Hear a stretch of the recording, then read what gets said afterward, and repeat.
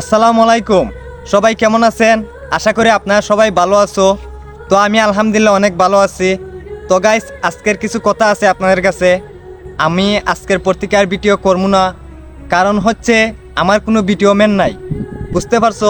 এই জন্য আমার কিছু সমস্যা হয় ভিডিও করতে। তো আরেকটা সমস্যা আছে, আমার ছোটো ভাইয়ের জন্য একটু সবাই দোয়া করবেন, যাতে আল্লাহর রহমতে তার অপারেশনটা একটু সুন্দর মতন হয়, ভালো মতন হয়, যাতে আপনাদের কাছে আবার ফিরে আসতে পারে।